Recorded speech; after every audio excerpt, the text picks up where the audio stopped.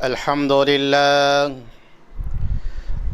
لله وكفى وسلام على عباده الذين اصطفى أما بعد فأعوذ بالله من الشيطان الرجيم بسم الله الرحمن الرحيم لقد كان لكم في رسول الله أسوة حسنة لمن كان يرجو الله واليوم الآخر وذكر الله ذكرا كثيرا صدق اللہ العظیم۔ محترم ناظرین، السلام علیکم ورحمۃ اللہ وبرکاتہ۔ تمام تعریفیں اس رب ذوالجلال کے لیے سدا بہار ہے جو ساری کائنات کا پالنہار ہے، اور لاکھوں درود و سلام ہو اس ہستی پر کہ جس نے دنیا کو امن و سلامتی کا پیغام دیا۔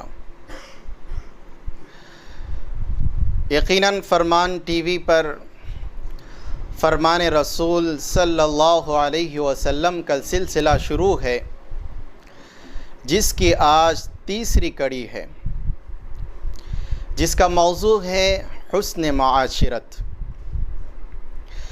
معاشرت کیوں ضروری ہے، اس پر بھی ایک طویل گفتگو ہے، اور حسن معاشرت پر اللہ کے نبی علیہ الصلوۃ والسلام کی تعلیمات اور آپ کے فرامین کیا ہیں، آج معاشرے کے لیے بے حد ضروری بن گیا ہے۔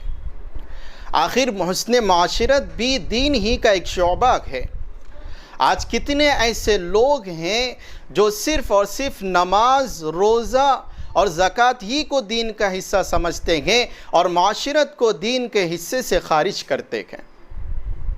کہ معاشرت کے بارے میں جب کہا جائے تو اس کے بارے میں یہ کہا جاتا ہے کہ یہ ہمارا آپسی معاملہ ہے، اس میں دین کا کیا دخل، اس میں معاشرت کا کیا دخل، اس میں اسلامی شریعت کا کیا دخل ہے۔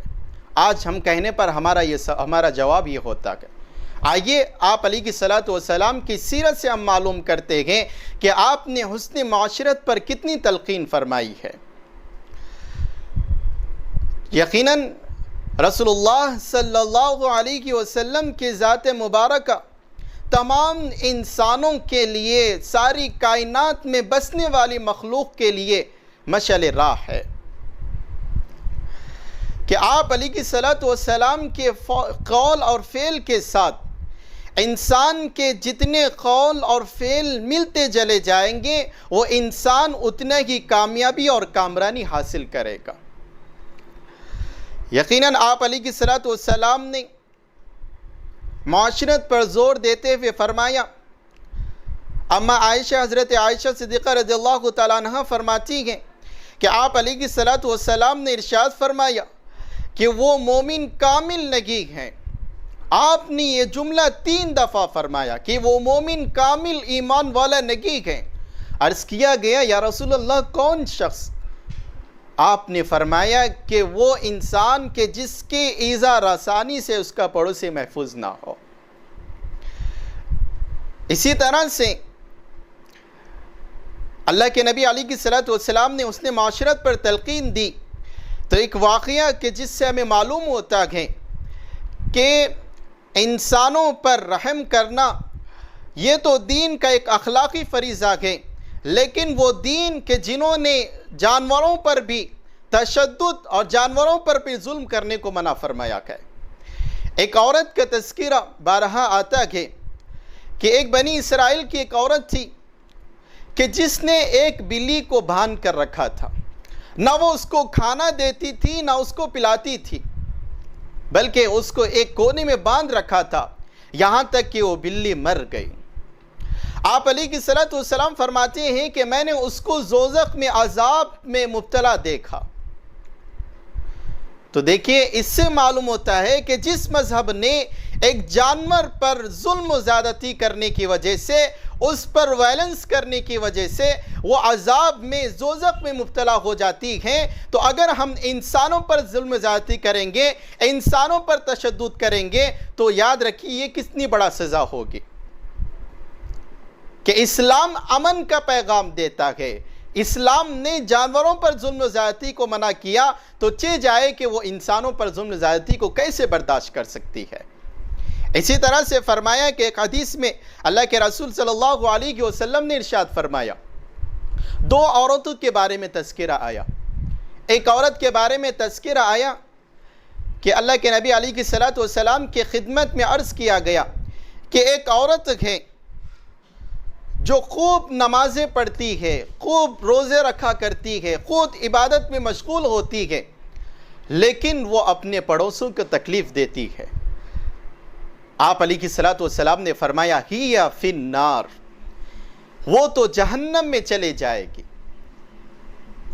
ایک اور عورت کے بارے میں تذکرہ آیا کہ اللہ کے نبی علیہ السلام نے ارشاد فرمایا کہ ایک عورت جو روزے تو نہیں رکھتی، نماز تو بہت نہیں پڑھتی، عبادت میں زیادہ مشغول نہیں رہتی، لیکن وہ اپنے پڑوسیوں کو تکلیف نہیں دیتی، اس کے بارے میں اللہ کے نبی علیہ السلام نے ارشاد فرمایا ہی فی الجنہ، یہ عورت جنتی ہوگی۔ تو ان حدیث سے معلوم ہوتا ہے کہ حسن معاشرت، پڑوسیوں کے ساتھ حسن سلوک کرنے کا کتنا بڑا سلاک ہے کہ آدمی نمازیں نہ پڑھ کر بھی وہ مقام حاصل کر لیتا ہے۔ لہذا ہمیں بھی چاہیے کہ حسن معاشرت پر زیادہ اہم ڈالنے کی ضرورت ہے۔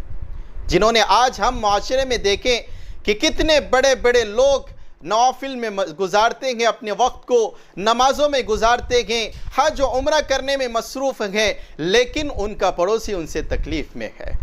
تھوڑی سی بات پر معاشرے میں وبال مچ جاتا ہے، تھوڑی بات پر ہم پڑوسیوں سے بدسلوکی سے پیش آتے ہیں۔ یہ میرے حبیب کی تعلیمات اس کی اجازت نہیں دیتی۔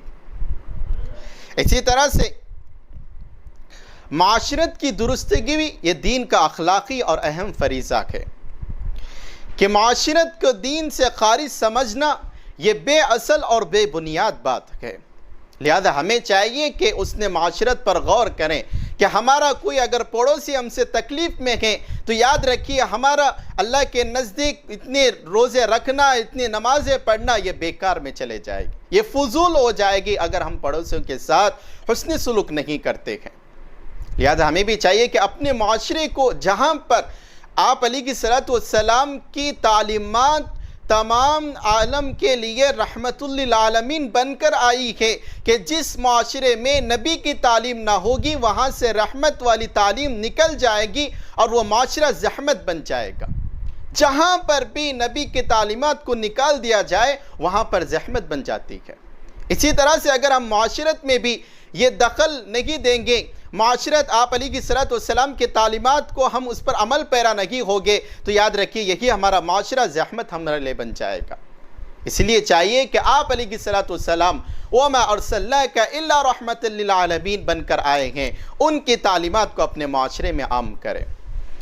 میں یہ نہیں کہتا کہ ایسا کرو ویسا کرو، میں یہ نہیں کہتا کہ ایسا کرو ویسا کرو، ان کی سیرت آئینہ ہے، بس آئینہ دیکھا کرو۔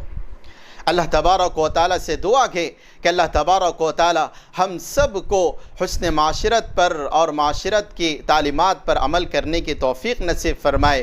والسلام علیکم ورحمۃ اللہ وبرکاتہ۔